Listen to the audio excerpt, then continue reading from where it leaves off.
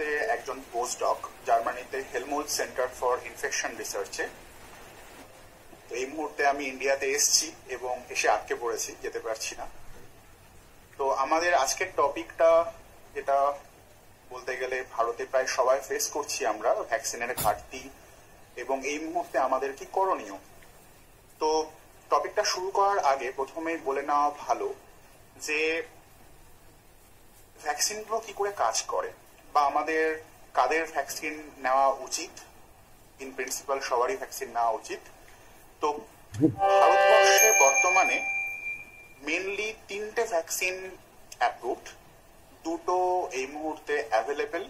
Sputnik V, যেটা Russian vaccine, সেটা just 2 দিন হলো হায়দ্রাবাদে শুরু হয়েছে দেওয়া।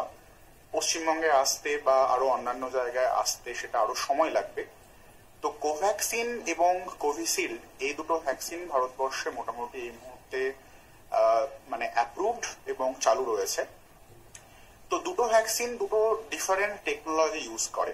ফর এক্সাম্পল, কোভ্যাক্সিন সেটা একটা অ্যাটেনিউটেড কিল্ড মানে কিল্ড ভাইরাসকে ইউজ করে, হোল করোনা ভাইরাসকে ইউজ করা হয় সেখানে, কিন্তু অবশ্যই সেটা একদমই ইনঅ্যাক্টিভেটেড, কিল্ড।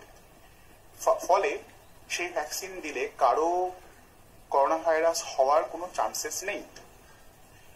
কোভিশিল্ডের ক্ষেত্রে ইউজ করা হয় একটা ভেক্টর, অর্থাৎ অন্য একটা ভাইরাসকে ইউজ করা হয়, যেটা আমাদের দেহে সচরাচর আরো অন্যান্য বিভিন্ন কমন কোল্ড তৈরিতে সাহায্য করে, ফর এক্সাম্পল অ্যাডিনো ভাইরাস।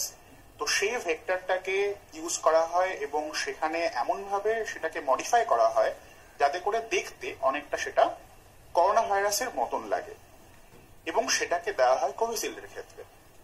তো এই 2টো ভ্যাকসিন 2টোই কার্যকর এবং রিসেন্ট রিসার্চ অনুসারে কোভিশিল্ডের একমাত্র একটা ডোজ অনেকখানি প্রোটেকশন দেওয়া সম্ভব সেক্ষেত্রে। তো এই মুহূর্তে ভ্যাকসিনের ঘাটতি নিয়ে প্রথম কর্তব্য আমাদের যে আমাদের নিজেদের যাদের সামর্থ্য রয়েছে তারা কোনোভাবেই যেন টেস্ট না করিয়ে ভ্যাকসিনেশন না নিয়ে, যাদের সামর্থ্য রয়েছে। ফর এক্সাম্পল, এমন অনেকেই হয়তো আছেন যাদের করোনা ভাইরাস হয়ে গেছে। তো সেক্ষেত্রে গভর্নমেন্টের নতুন রেগুলেশন যে 3 মাস আপনাকে ওয়েট করতে বলা হচ্ছে, এবং রিসার্চ সাজেস্ট করে যে এই 3 মাসটা 6 মাস বা 8 মাস হলেও তেমন কোনো ক্ষতি নেই। তো সেই মাত্রাটা, কতটা মাত্রাতে আমাদের অ্যান্টিবডি তৈরি হয়েছে সেটা ইম্পর্টেন্ট। কাজে যাদের অলরেডি কোভিড হয়ে গেছে তারা অযথা চিন্তা করবেন না। যদি রিসেন্টলি হয়ে থাকে, ওয়েট করুন আপনার টার্ন আসা অবধি এবং অন্যকে সুযোগ করতে সাহায্য করুন। এবং বর্তমানে এটাও বলা হয় যে যাদের কোভিড অলরেডি হয়ে গেছে তাদের জন্য একমাত্র ডোজ, একটি ডোজ এনাফ, তাদের 2টো ডোজের দরকার নেই। তো গভর্নমেন্ট যদি এই ধরনের স্টেপগুলো নেয় তাহলে অনেকখানি ডোজ অফ ভ্যাকসিনস আমরা বাঁচাতে পারবো। কারণ যে আকারে ভারতবর্ষের সেকেন্ড ওয়েভটা বেড়েছে বা আগের ফার্স্ট ওয়েভে যারা আক্রান্ত হয়েছে সেই সময়ে আমাদের এস্টিমেট অনেক গুণ আনডিটেক্টেড থেকে গিয়েছিল। প্রায় প্রতি একজন ডিটেক্টেডে মোটামুটি 15 থেকে 20 জন আনডিটেক্টেড থেকে যাচ্ছিল ফার্স্ট ওয়েভে। সেকেন্ড ওয়েভের ক্ষেত্রে সেই সংখ্যাটা কিছুটা হলেও কম। তো যেহেতু আনডিটেক্টেডের সংখ্যা প্রচুর, কাজেই যদি এদের ভ্যাকসিনেশনটা ডিলে করা যায় এবং সেই ডিলে করে পরবর্তীতে যাদের এখনো পর্যন্ত কোভিড হয়নি তাদেরকে ভ্যাকসিন দেওয়া যায়, তাহলে সেটা একটা ভালো পদক্ষেপ আমাদের সবার তরফ থেকে হবে।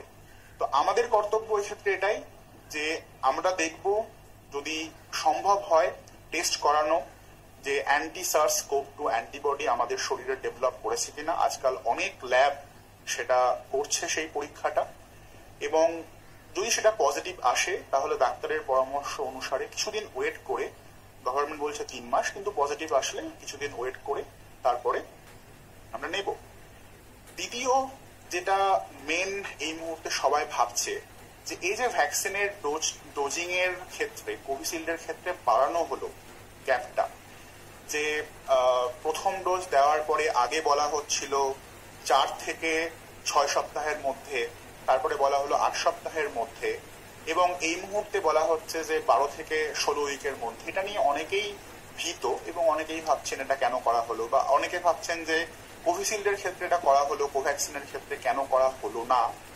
তো উত্তরটা এখানে যে যত দিন যাচ্ছে আমরা তত বেশি ভ্যাকসিনের কার্যকারিতা সম্বন্ধে জানতে পারছি, বুঝতে পারছি, এবং তাতে দেখা গেছে যে যদি আমরা 12 উইক থেকে 16 উইক পর্যন্ত ওয়েট করি কোভিশিল্ডের ক্ষেত্রে, তাহলে ভ্যাকসিনের ওভারঅল এফিকেসি অর্থাৎ ভ্যাকসিন কতটা কার্যকরী হবে সেটা আরো বেশি ভালো কাজ করে, সেই এফিকেসি আরো বেড়ে যায়।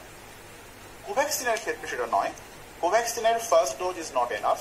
কোভ্যাক্সিনের ফার্স্ট ডোজের পরে যতটা শরীর ইমিউন রেসপন্স তৈরি করে সেটা খুব একটা হয় না, এবং সে কারণে যখনই কেউ কোভ্যাক্সিন নিচ্ছে তাদের অবশ্যই উচিত যে সময়ে তাদের সেকেন্ড ডোজ দেওয়ার কথা এই মুহূর্তে সেটা মোটামুটি 4 থেকে 6 সপ্তাহ পরে, সেই মুহূর্তেই তাদের কোভ্যাক্সিনটা নেওয়া উচিত। এবং যেটা অনেকের মধ্যেই দেখা যাচ্ছে যে এই সেকেন্ড ওয়েভের একটা বড় রিজন আমাদের যদি মোবিলিটি ডাটা অর্থাৎ ভারতবর্ষে মানুষজন কিভাবে চলাচল শুরু করেছিল বা কিভাবে লকডাউন অমান্য করা শুরু করেছিল বা বাজার হাটে যাওয়া শুরু করেছিল, সেই সমস্ত যদি ডাটা আমরা অ্যানালিসিস করি তাহলে দেখতে পাবো যে এই ভ্যাকসিনেশন একটা ফলস ইন্টারপ্রিটেশন লোকজনকে দিয়েছি। ফর এক্সাম্পল, যে কেউ ভাবছে যে আমরা ভ্যাকসিন নিয়েছি মানে আমরা অন্যকে ট্রান্সমিট করতে পারবো না, বা কেউ ভাবছে যে আমি ভ্যাকসিন নিয়েছি মানে আমি প্রোটেক্টেড এবং অতএব আই ক্যান গো মাস্কলেস, আমার মাস্ক পরার দরকার নেই। কিন্তু এটা একেবারেই সত্যি কথা না। পৃথিবীর কোনো ভ্যাকসিনই 100% এফিসিয়েন্ট নয়। এবং তার থেকে বড় কথা, যখন আমরা বলছি যে ভ্যাকসিনের এফিকেসি, আমরা কিন্তু কখনোই বলি না যে ভ্যাকসিন নেওয়া মানে কোভিড হবে না। ভ্যাকসিন নেওয়ার পরে কোভিড হতে পারে এবং সেটার মানে চান্সেস কম হলেও সেটা হতে পারে। যে ভাবে আমরা এফিসিয়েন্সি মেজার করি সেটা হলো কতটা আমাদের প্রোটেকশন দিচ্ছে এগেইনস্ট সিভিয়ার ডিজিজ।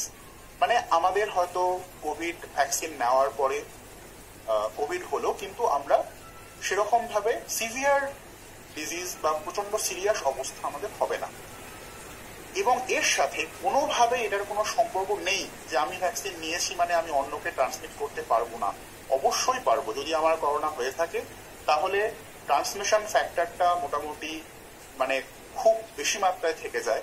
জাস্ট 4 দিন আগের একটা রেজাল্ট আমরা পেয়েছি, সেখানে দেখা যাচ্ছে যে কোভিশিল্ডের ক্ষেত্রে একটা ডোজ নেওয়ার মোটামুটি 4 সপ্তাহ পরে ট্রান্সমিশন রেটটা কিছুটা হলেও কম থাকে, কিন্তু তাও 100 জনের মধ্যে মোটামুটি 75 জন থেকে 65 জন কিন্তু অন্যকে ট্রান্সমিট করতে পারে। কাজেই ভ্যাকসিন নেওয়া মানেই আমি মাস্কলেস হয়ে যাব, বা ভ্যাকসিন নেওয়া মানেই আমি ভাববো যে অন্যকে আমি ট্রান্সমিট করতে পারবো না, এটা যেন কখনোই আমরা না ভাবি। স্পেশালি যে মুহূর্তে আরো অন্যান্যরা প্রোটেক্টেড নয়। সবসময় মনে রাখতে হবে যে যতক্ষণ না পর্যন্ত সবাই প্রোটেকশন পাচ্ছে ততক্ষণ পর্যন্ত কিন্তু কেউই সম্পূর্ণরূপে প্রোটেক্টেড নয়। দ্বিতীয় যে ব্যাপারটা মানে অনেকেই প্রশ্ন করছেন যে এই ভ্যাকসিনের ঘাটতিটা কবে যাবে এবং এই ভ্যাকসিনের ঘাটতিটা কেন এসছে। তো এর কেন এসছে তার 3টে প্রধান কারণ। প্রথম কারণ, ভারতবর্ষের ক্ষেত্রে যেভাবে প্ল্যান করা হয়েছিল আর যেভাবে এক্সিকিউট করা হয়েছে দুটোর মধ্যে আকাশ পাতাল তফাৎ থেকে গিয়েছে। এবং এর জন্য মানে গভর্নমেন্টের সাথে সাথে যে সমস্ত প্রোডাকশন কোম্পানিগুলো ভ্যাকসিন প্রডিউস করছে, সেটা ভারত বায়োটেক হোক বা সেরাম ইনস্টিটিউশন হোক, তারা যে ম্যাপ লাইন দিয়েছিল যে এই সময় আমরা এতটা ভ্যাকসিন দিতে পারবো, সেভাবে তারা কিন্তু প্রোডাকশনকে আপগ্রেড করতে পারেনি। এটা একটা কারণ। দ্বিতীয় কারণ, পুনেতে জানুয়ারি মাসে ওই সেন্টারে আগুন লাগে এবং প্রোডাকশনটা ডিলে হয়। তৃতীয় আরেকটা কারণ হলো যে মাঝখানে কাঁচামালের সরবরাহ বন্ধ ছিল। ইউএসএ বেশ কিছু কাঁচামালের সরবরাহ বন্ধ করে রেখেছিল, যে কারণে এখন দেখবেন যে কোভ্যাক্সিন অনেকেই ফার্স্ট ডোজটা পাচ্ছেন না। তো এই ঘাটতিটা অবশ্যই সাময়িক, আস্তে আস্তে এটা কেটে যাবে। কিন্তু এই মুহূর্তে ভারতবর্ষের যেটা উচিত, এই যে 18 বছর থেকে 45 বছর পর্যন্ত সবাইকে ওপেন করে দেওয়া হলো এই মুহূর্তে, আমরা যারা হয়তো সায়েন্স ফোরামে রয়েছিলাম তাদের একটা অভিমত ছিল যে প্রথমে যাদের কোমরবিড কন্ডিশন রয়েছে এই 18 থেকে 45 বছরের মধ্যে, যারা অন্যান্য প্রবলেমে ভুগছেন, ফর এক্সাম্পল বেশ কিছু মানুষের বেশ কিছু শারীরিক প্রবলেম রয়েছে, কারো হাইপারটেনশন রয়েছে, কারো ডায়াবেটিস রয়েছে, কেউ হয়তো কোনো ইমিউনোসাপ্রেসিভ মেডিকেশন খাচ্ছেন কোনো অটো ইমিউন প্রবলেমের জন্য বা ক্যান্সারের জন্য। তো এই ধরনের লোকগুলো তাদের কিন্তু আগে ভ্যাকসিনটা দরকার। কাজে এই যে আমরা সবাই হুমড়ি খেয়ে এখন ভ্যাকসিন নিতে চাচ্ছি যাদের বয়স 18-র উপরে, কিছুটা হলেও এই সময়ে যখন ভ্যাকসিন সহজে পাওয়া যাচ্ছে না, হয়তো সরকারেরই উচিত জিনিসটাকে একটু কেন্দ্রিত করা এবং যাদের ক্ষেত্রে যারা ফ্রন্টলাইন ওয়ার্কার তারা অলরেডি পেয়ে গেছে, কিন্তু এখন দেখবেন লকডাউনের সময় যারা বাজারে সবজি বিক্রি করছে বা ধরে নেন যারা বিভিন্ন জায়গায় বা সেটা অনলাইন প্ল্যাটফর্মে বিভিন্ন জিনিস ওর বাড়িতে পৌঁছে দিচ্ছে, তারা কিন্তু ফ্রন্টলাইন ওয়ার্কারের থেকে কম নয়। কাজে এদের থেকে ট্রান্সমিশনের সম্ভাবনা যেমন বেশি, তেমনি এদেরও কোভিড হওয়ার চান্সেস অনেক বেশি। কাজে এই জিনিসগুলো দরকার এবং এই মুহূর্তে সবাইকে না দিয়ে যদি এই কোমরবিড কন্ডিশনের লোকগুলোকে দেওয়া যায় তাহলে হয়তো ডেথ রেটটা কিছুটা হলেও কমবে। এরপরে যে জিনিসটাতে আমি আসতে চাইছি, যে অনেকেই এখন হয়তো শুনছেন বিভিন্ন লোকের কাছ থেকে যে স্টেরয়েডের ব্যবহারের ব্যাপারে বা ব্ল্যাক ফাঙ্গাসের ব্যাপারে, বা অনেকে প্রশ্ন করছেন যে আচ্ছা আমি কোভিড ভ্যাকসিন নিয়েছি, সেক্ষেত্রে আমার করোনা ভবিষ্যতে হলে সেটা কি ব্ল্যাক ফাঙ্গাস থেকেও আমাকে মুক্ত রাখবে? দেখুন, ভ্যাকসিন দেওয়া হচ্ছে কোভিডের এগেনস্টে, ব্ল্যাক ফাঙ্গাসের এগেনস্টে নয়। এবং সেক্ষেত্রে ব্ল্যাক ফাঙ্গাস থেকে বাঁচতে গেলে মেন করণীয় আগে কোভিড থেকে বাঁচতে হবে, তারপরে ব্ল্যাক ফাঙ্গাসটা আসছে। কারণ ব্ল্যাক ফাঙ্গাস জেনারেলি সহজে ছোঁয়া মানে এই রোগ থেকে ছড়ায় না। এটা এই রোগটা আগেও ছিল, এটা কোনো নতুন রোগ নয়। এবং ব্ল্যাক ফাঙ্গাসটার মরবিডিটি বা মর্টালিটি প্রচন্ড বেশি হলেও সেটা ম্যানেজেবল যদি আর্লি সিমটম গুলো আমরা ধরতে পারি। তো কাজেই সতর্ক থাকুন, সাবধান থাকুন, কিন্তু ভ্যাকসিনেশনের সাথে ব্ল্যাক ফাঙ্গাসের কোনো সম্পর্ক নেই। এবং স্পেশালি কোভিড হলে চেষ্টা করবেন যে কোভিড হওয়ার পরেও আমাদের ইমিউনিটি যেহেতু কমে গিয়ে থাকে বেশ কিছু দিনের জন্য, কিছু কিছু ক্ষেত্রে বেশ কিছু মাসের জন্য, আপনাদের ওরাল হেলথ, ফর এক্সাম্পল দাঁতের ব্রাশগুলোকে সেপারেট জায়গাতে রাখা, ওপেন না রাখা, পরিষ্কার পরিচ্ছন্ন জায়গায় থাকা, এইগুলো কিন্তু অবশ্যই করতে হবে। সেটা ইররেসপেক্টিভ অফ আপনি আগে একটা ডোজ পেয়ে থাকেন বা না পেয়ে থাকেন। অনেকের ক্ষেত্রে এরকম হচ্ছে যে একটা ডোজ পেয়েছে তারপরে কোভিড হয়েছে। এরপরে যে টপিকটা নিয়ে অনেকেই আলোচনা করছেন যে রাশিয়ান যে ভ্যাকসিনটা আসছে স্পুটনিক ভি, সেটা যদি পশ্চিমবঙ্গে আসে তাহলে আমরা নেব কিনা? অবশ্যই, যদি পাওয়া যায় তাহলে অবশ্যই নেবেন। স্পুটনিকের এফিসিয়েন্সি 90%-এর ওপরে, অর্থাৎ 100 জনের মধ্যে 90 জনের ক্ষেত্রে খুব ভালো কাজ করে। যে যখনই যে ভ্যাকসিন পান না কেন সেই ভ্যাকসিন অবশ্যই নেবেন। নতুন গাইডলাইন সরকারের তরফ থেকে বেরিয়েছে। আগে বলা হচ্ছিল যারা ব্রেস্ট ফিডিং মাদার্স বা ল্যাকটেটিং মাদার্স তারা যেন ভ্যাকসিন না নেয়, কিন্তু সেই গাইডলাইন, নতুন গাইডলাইনে বলা হয়েছে যে আপনারা ভ্যাকসিন নিতে পারেন এবং সেক্ষেত্রে কোনো অসুবিধা নেই। এবং আমাদের রিসার্চও সেটা সাজেস্ট করে যে কোনো অসুবিধা নেই, ল্যাকটেটিং মাদার্সরা অবশ্যই ভ্যাকসিন নিতে পারে। যে টপিকটা নিয়ে প্রায় আমরা খুব চিন্তিত হয়ে পড়ছি এই মুহূর্তে, যে এই প্যান্ডেমিকের থার্ড ওয়েভ কবে আসবে বা এরপরে বাচ্চাদের কি হতে চলেছে বা বাচ্চাদের জন্য ভ্যাকসিন কবে আসবে। দেখুন, একটা ভ্যাকসিন যখন আসে বাজারে বা যখন আমাদের দেওয়া হয় তার আগে কিন্তু অনেকগুলো স্টেপ পার করে সেই ভ্যাকসিনটা আসে, অনেকগুলো স্টেপ পার করে সেই ভ্যাকসিনটাকে আমাদের দেওয়া হয়। তো মেন যে অসুবিধে বাচ্চাদেরকে ভ্যাকসিন দেওয়ার ক্ষেত্রে, বাচ্চাদের উপরে ক্লিনিক্যাল ট্রায়াল প্রচন্ডভাবে লিমিটেড। ভারতবর্ষে কিছু কিছু ক্ষেত্রে ক্লিনিক্যাল ট্রায়াল তৈরি হয়ে শুরু হয়েছে এবং বাইরে 12 বছরের নিচে বাচ্চাদের ক্ষেত্রে for example FDA Pfizer vaccine approve করেছে এমার্জেন্সি ইউজের জন্য। তো ভারতবর্ষ সেই দিকে হাঁটছে এবং ভবিষ্যতে বাচ্চাদের জন্য ভ্যাকসিনটা আসবে, কিন্তু সেটা কিন্তু অনেক দেরি আছে। কাজেই সাবধানতা অবলম্বন করাটাই এই মুহূর্তে মুখ্য প্রিকশনস। এবং এখন যেহেতু এটা প্রমাণিত যে এরোসল ট্রান্সমিশনটা অনেক বেশি পরিমাণে হয় এবং দেখা গেছে যে এরোসল ট্রান্সমিশনে রিস্ক অনেক বেড়ে যাচ্ছে, ড্রপলেট ট্রান্সমিশনের চাইতে এরোসল ট্রান্সমিশনেই হয়তো এই করোনা ভাইরাসটা এত বেশি মাত্রায় ছড়াচ্ছে। কাজেই ভেন্টিলেশনের মধ্যে থাকতে হবে, যাতে একেবারেই যে ঘরেই আপনি থাকুন না কেন পাখা চালিয়ে রাখুন, ঘরটাকে খোলামেলা রাখুন।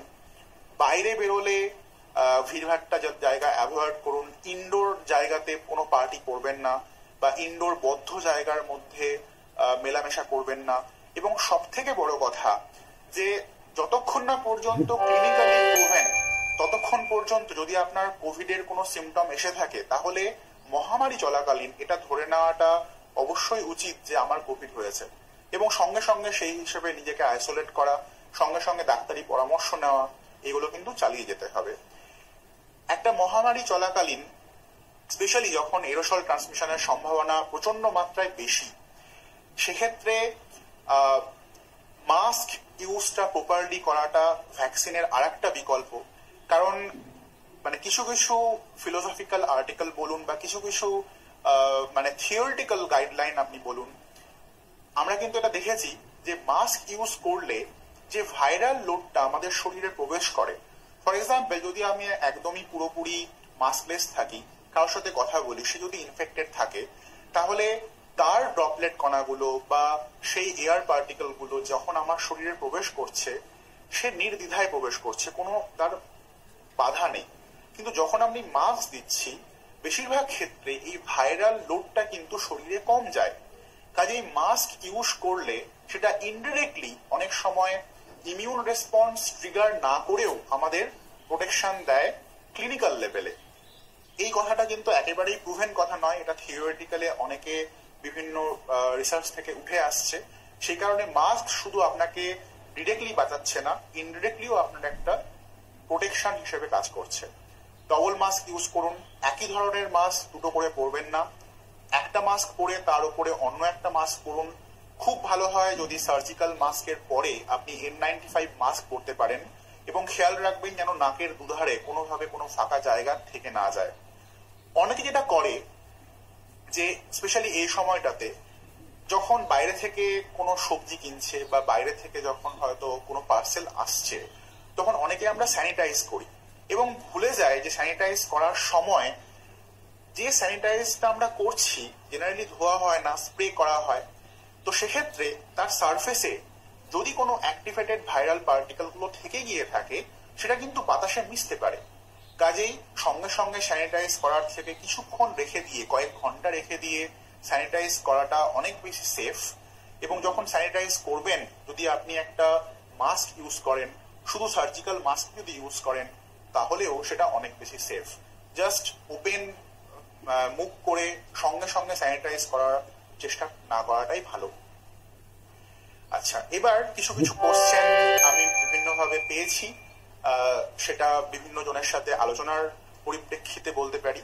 অনেকেই বলছেন যে বাইরের বিভিন্ন দেশগুলোতে অক্সফোর্ডের ভ্যাকসিনকে কিছু কিছু এজ গ্রুপে দেওয়া হচ্ছে না, এবং সেটা কাদেরকে দেওয়া হচ্ছে না, আমরা নেব কিনা, বা এক্ষেত্রে ভারতের লোকেদের ভয় পাওয়ার কোনো কারণ আছে কিনা।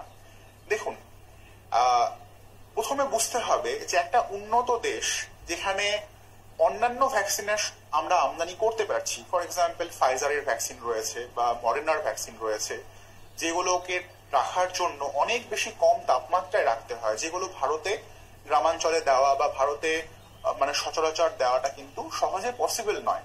তো তাদের কাছে একটা অপশন রয়েছে, তারা সেই অপশনটা চুজ করছে অক্সফোর্ডের ভ্যাকসিন ছাড়া, কিন্তু ভারতের কাছে সেই অপশনটা নেই এবং এই রিস্ক অনেকটাই কম।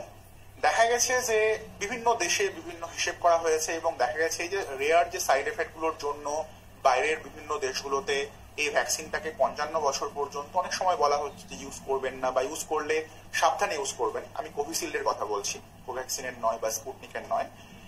তো তার একটা মুখ্য কারণ হলো তাদের অন্যান্য ভ্যাকসিন রয়েছে এবং সেক্ষেত্রে রিস্ক ফ্যাক্টরটা কিন্তু তেমন কিছু বেশি না। ফর এক্সাম্পল আপনি যদি কানাডার রেজাল্ট দেখেন তাহলে দেখবেন যে সেখানে তেমন কোনো রিস্ক ফ্যাক্টর ওরা পায়নি, বা অন্যান্য দেশে দেখা যাচ্ছে যে 2.5 লাখ জনের মধ্যে একজনের এই সাইড এফেক্টটা হচ্ছে। সাইড এফেক্ট বলতে ব্লাড ক্লট করে যায় এবং প্লেটলেট কাউন্ট কমে যায়। তো কাজেই ভয় পাওয়ার কোনো কারণ নেই। যেটা করণীয়, ভ্যাকসিন নেওয়ার পরে, স্পেশালি কোভিশিল্ড নেওয়ার পরে 4 থেকে 16 দিন এই সময়টা একটু সাবধানে থাকুন। যদি আপনার মনে হয় যে শরীরে বিভিন্ন সিমটম আসছে, যেগুলো আপনার মানে মনে হচ্ছে যে এগুলো সচরাচর আপনার আসে না, তাহলে ডাক্তারি পরামর্শ দিন, কিন্তু ভ্যাকসিন অ্যাভয়েড করবেন না। কারণ আপনার যদি করোনা হয়, যে কোনো এজ গ্রুপে আমি যদি ধরে নিই, তাহলে 100 জনের মধ্যে অন এভারেজ 100 জনের মধ্যে হয়তো ভারতের ক্ষেত্রে মারা যাচ্ছে, আমি ডিটেক্টেড আনডিটেক্টেড দুটোকে মিলিয়ে বলছি, আগের হিসেব ভারতের ক্ষেত্রে মারা যাচ্ছে 100 জনের মধ্যে মাত্র 0.38 জন। বেসিক্যালি এটা যদি আমি অন্যভাবে বলি, তাহলে 1000 জনের মধ্যে 4 জন মতন মারা যেতে পারে। সে সংখ্যাটা কম, এবং সেক্ষেত্রে আপনি যদি দেখেন যে সাইড এফেক্ট কোন পরিমাণে হচ্ছে, 2.5 লক্ষ জনের মধ্যে 1 জন। কাজে অবশ্যই ভ্যাকসিন নেওয়াটা তুলনামূলকভাবে অনেক বেশি সেফার কম্পেয়ার টু করোনা হওয়া। তো কাজেই ভ্যাকসিন পেলে ভ্যাকসিন অবশ্যই নেন। হ্যাঁ, এবার যাদের ক্ষেত্রে কিছু কিছু প্রবলেম রয়েছে, ফর এক্সাম্পল বেশ কিছু মানুষ রয়েছেন যাদের ইমিউন সিস্টেমের জন্য বিভিন্ন ওষুধ খেতে হয়। ফর এক্সাম্পল কারো আর্থ্রাইটিস রয়েছে, রিউমেটয়েড আর্থ্রাইটিস রয়েছে, কারো লুপাস রয়েছে, কারো ব্লাড ক্লটের প্রবলেম রয়েছে, অ্যাপলা সিনড্রোম রয়েছে, বিভিন্ন অটোইমিউন প্রবলেম রয়েছে। তো সেক্ষেত্রে আপনি কোন ভ্যাকসিন নেবেন এবং আপনার জেন্ডার কি, আপনি মেল না ফিমেল, সেই হিসেবে আপনার ডাক্তারকে ডিসাইড করতে দিন যে আপনার কোন ভ্যাকসিনটা নেওয়া উচিত। সেক্ষেত্রে আপনার কোন ওষুধগুলো চলছে তার উপরে ভিত্তি করে ডাক্তার আপনাকে বলে দেবে যে আপনাকে কোভ্যাক্সিন নিতে হবে নাকি কোভিশিল্ড নিতে হবে। কোভ্যাক্সিনের ক্ষেত্রে কিছু কিছু ক্ষেত্রে, যাদের ক্ষেত্রে ফর এক্সাম্পল ব্লাড ক্লট বা লো প্লেটলেট কাউন্টের প্রবলেম নিয়ে অনেকেই ভাবছেন যে আমরা ভ্যাকসিন নেব কিনা, তারা কোভ্যাক্সিন তাদের জন্য রিলেটিভলি সেফার।